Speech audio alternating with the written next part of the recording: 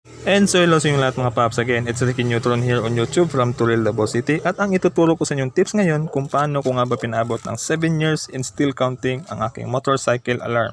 So in-install ko sa year 2015 and until now 2021 gumagana pa rin siya. At once pa lang ako nagpalit ng battery remote sa aking motorcycle alarm.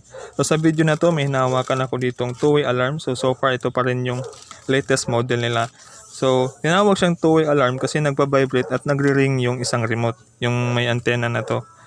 So, nag-alarm yung remote, pwede mo rin siyang i-silent kung ayaw yung makaistorbo ng kapitbahay.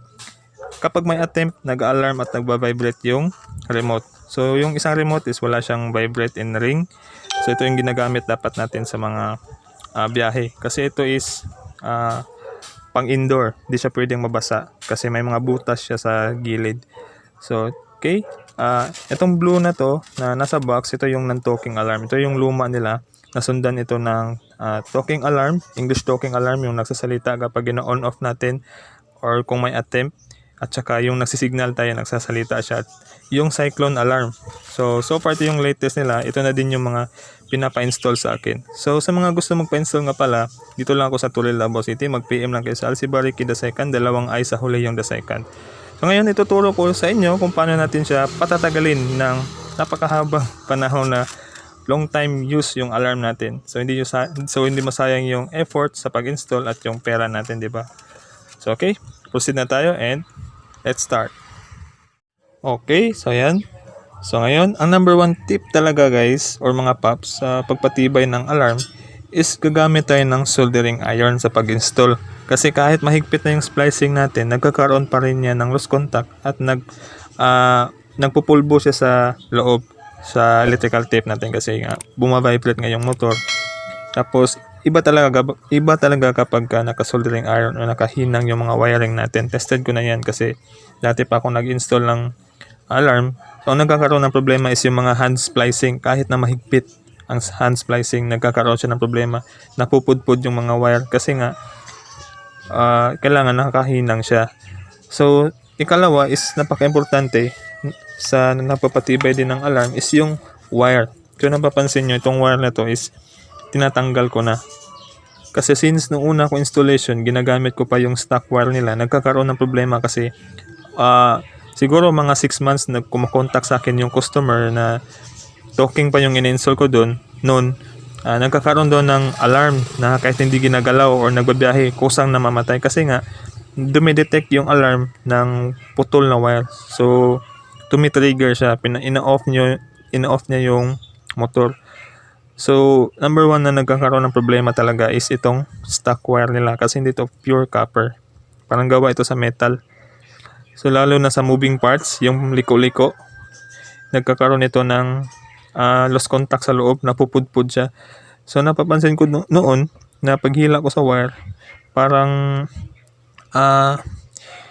wala na talaga siya, hindi na siya matibay sa loob kasi napupudpud siya pag bibinat natin yung wire. So naisipan ko na palitan siya ng mga automotive wire lahat bago ko install. So ito na yung automotive wire. Maliit siya pero pure bronze yung loob. Ayan.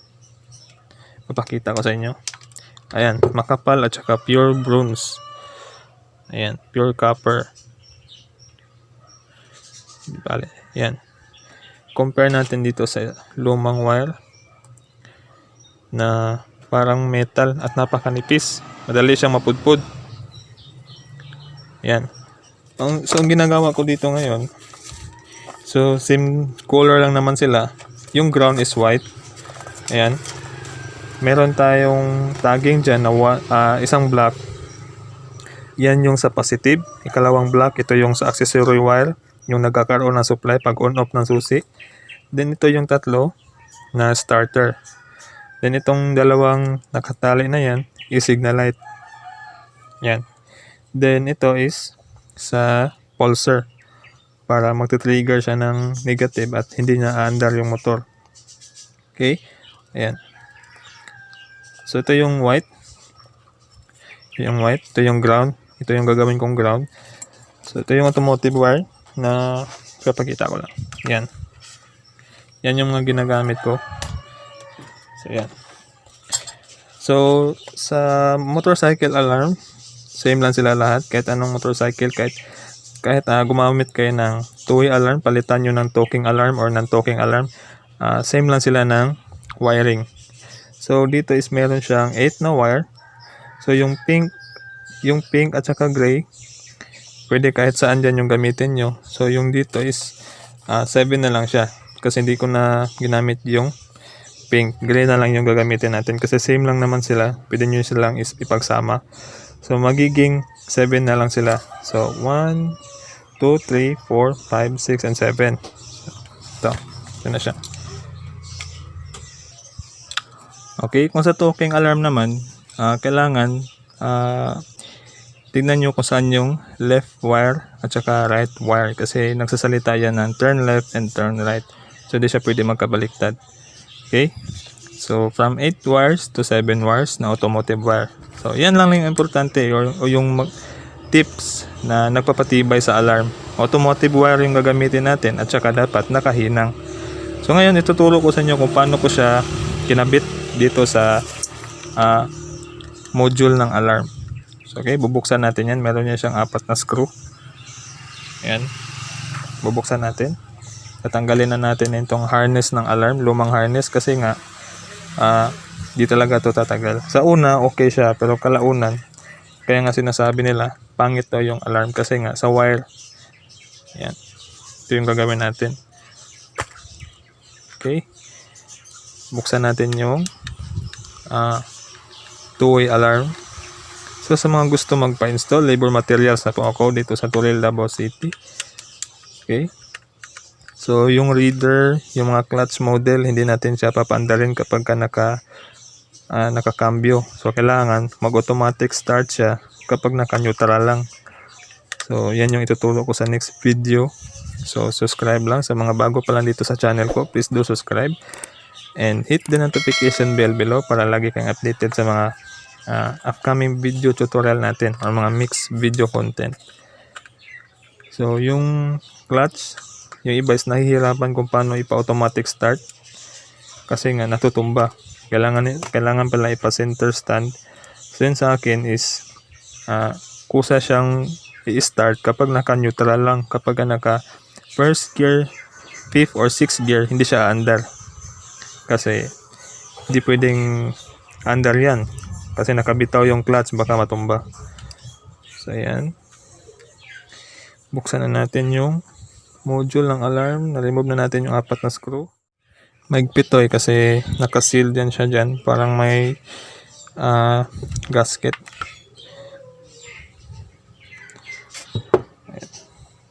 Wait lang. So nga pala guys, itong module ng alarm is made of waterproof. So pwede siyang mabasa ng car wash. Sa pag-car wash or pag-washing, pwede siyang mabasa. So yan. Yan yung loob. Ayan. So, tatanggalin na natin yan. So, ang ipapalit natin dyan is gagamit tayo ng, pwede yung Pioneer gasket maker. Pero yung gamit ko is itong, ginagamit ko sa pag-repair ng cellphone adhesive T7000. Yan yung ibubuhos natin dyan mamaya kapag bago na yung wire. So, ayan. Ayan siya. So, okay. Proceed na tayo sa pagpalit ng mga wire na to. So, ito yung yellow. Ito yung signal light. Accessory wire yung orange. Blue starter. Red positive. Gray at saka pink pulsar. Pili lang kayo sa dalawa. Isa dyan ang i-install nyo sa pulsar. Then black is negative. Ito yung buzzer. Ito yung alarm. Speaker. So, yan. Tanggalin natin yan at ihinang ko lang itong wire na nilagyan ko ng tagging. So, ulitin ko, yung isang guhit na nilagay ko is for positive. Yan, positive. Ito naman yung accessory wire, 2 guhit. Then, ito yung starter, 3 guhit. Yung 2 tinali ko is signal light. White is for ground. Then, isang nakatali is for pulsar, yung pink at saka gray. Okay? So, post ko lang muna. Okay. Ayan. So, papalitan na natin. Tatanggalin ko muna yung dalawang yellow for signal light.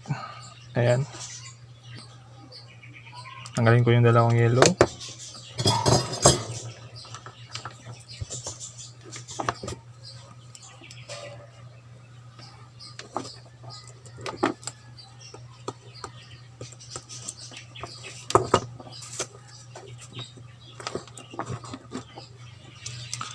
Yung dalawang nakatali, ito yung sa signal light. So, yan. Pwede siya magkabaliktad kasi hindi naman to talking eh. Yung talking kasi meron siyang left and right. Dapat hindi siya baliktad. Yan. Then make sure na mahigpit. Tsaka dito. Recommended talaga to mga paps na dapat palitan ng automotive wire yung alarm. Hindi ko alam kasi ngayon bago na yung mga alarm nila, pero yung quality ng wire same pa rin yung ginagamit. Pangit na klase, made of metal, madali siyang mapudpud. Ayan. So next is accessory wire, yung dalawang guhit na ginawa ko. Tanggalin na natin. Ayan. So, ayan. Ito yung dalawang guhit. Ayan. Ito yung accessory wire. Palit lang natin siya dyan.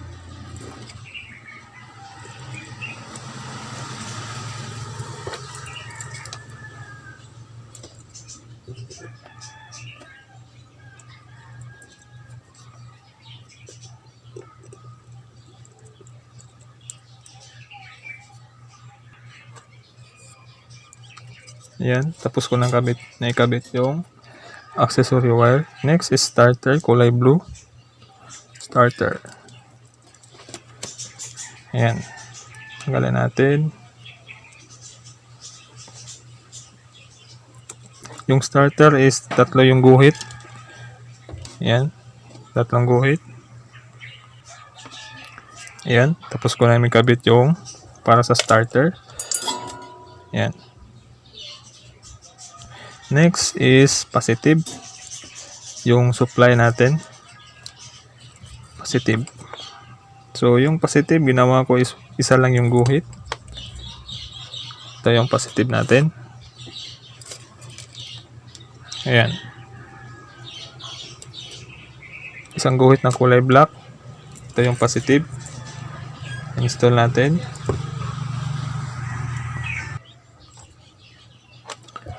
Ayan. Ito na yung positive. Ito. Positive. Then, next is gray. Yung isang wire na nakatali. Ito yung gray. Tanggalin ko lang muna. Ayan. So, ito yung gray. Yung isang wire na nakatali. Ito yung sa pulsar. Sa pulsar ng motor para pag may... Kasi pag umaandar to, nakita mong pinag-drive ng iba, pwede mo siyang i-off gamit ang remote.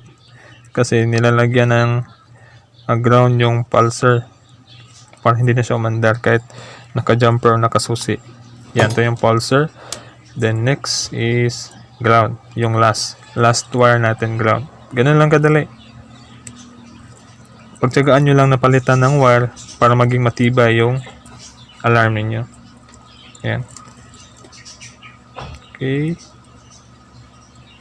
So, meron na din tayong video tutorial kung paano ko in-install yung two-way alarm.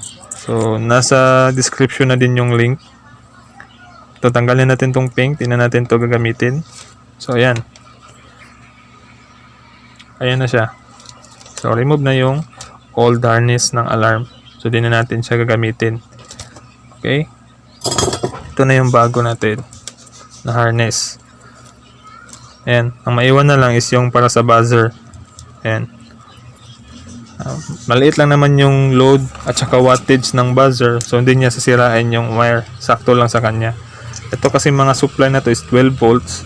Tapos, pangit ang quality ng wire ng harness nila. Napupudpud. Diba?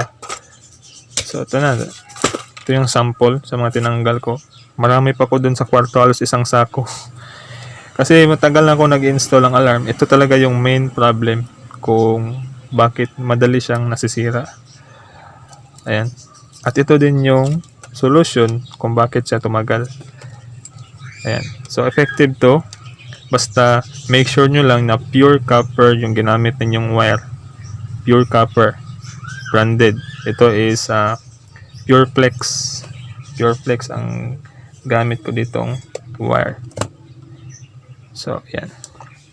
Balik na natin siya dito sa kanyang case. So, lalagyan natin siya ngayon ng adhesive. Yung parang sa pang LCD.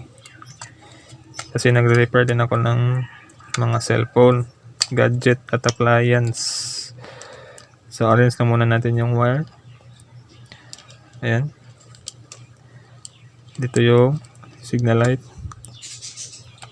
Signal light. Tsaka starter, accessory, positive, pulser, ground, tsaka itong buzzer. Okay, ayan. Ayan na siya. Lalagyan na natin ng T7000. Nabibili ito 50 pesos. Meron din ito sa Lazada at Shopee. Meron din maliit nito. Ayan. Ito yung gagamitin natin. Ito kasing malaki na to, ginagamit ko siya sa likod ng cellphone. Sa LCD replacement naman, itong maliit. Kasi maliit yung pin niya. Papakita ko. Share ko na lang din. Yan. Kasi kapag itong malaki ang gagamitin natin sa pag-replace ng LCD, kumakalat. Yan, lagyan lang natin.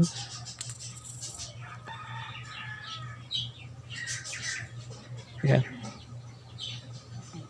Tamang dami lang.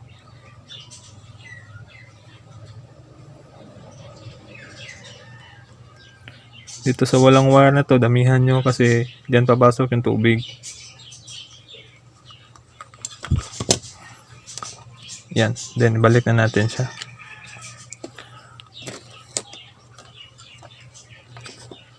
Yung sa antena nga pala, lagyan din natin. Ito yung sa antena kulay black. Kasi tinanggal natin yan eh. Kailangan bago yung adhesive niya. Yan.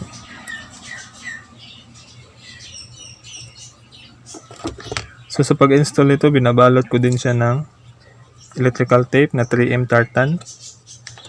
Yan, babalutin natin yan lahat kahit na waterproof na yung design ng module na to. Babalutin pa rin natin lahat ng tape. So, sabi nga nila, buti daw ako kasi hindi ko tinitipid yung electrical tape. Hindi ko talaga siya tinitipid kasi yung trabaho natin, make sure na matibay. Ayan. Kasi yung iba, install lang kung install. Walang safety procedure o anong tawag dyan. Wala silang safety purpose. Ako na-advise ko talaga, maliban na lang kung pipilitin ako ng customer na i-install siya na hindi papalitan ng wire. Pero ganun na mangyayari. Diba? Yan. Pagkatapos ito, install na natin siya. Tapos na. So ito lang kasi yung purpose kung paano natin siya patitibayin. Yan, papalitan natin ng buong wire. So, meron na to sa description kung paano ko siya in-install sa Suzuki Smash. Then sa mga clutch model, para hindi siya mag-start na naka-gear or naka-cambio. Next video na yon, puproceed lang natin. So, mag-subscribe lang kayo, Ricky Neutron sa YouTube. Okay, or mag-PM Alcibar Ricky, the second, dalawang ay sa huli sa Facebook. Sa gusto mong pa-install, labor materials, tutorial lang po ako. PM lang po. So, yan. Tapos na po ito. Ito lang muna. Then, sa next video natin is kung paano natin i-install sa mga clutch model na hindi siya aandar kapag ka naka 6 gear or first gear, first, second, third, fourth, fifth, kung hanggang 5th or 6 kung hanggang 6 gear. So, hindi siya i-start. So, mag-on lang yung buong motor kung hindi aandar yung makina kasi delikado eh, natutumba kapag ka naka side stand. So, ayan. So, ito lang muna ngayon, mga paps. So, kung bago ka pa lang sa channel ko, please do subscribe, Arkin Neutron sa YouTube. And hit the notification bell below para mas lalo kayong updated sa mga bago nating mixed video content or video tutorial. Ayan, meron tayong mga free stickers. UV printed. So, okay, maraming salamat sa panonood. Arkin Neutron sa YouTube. Stay safe and ride safe sa lahat.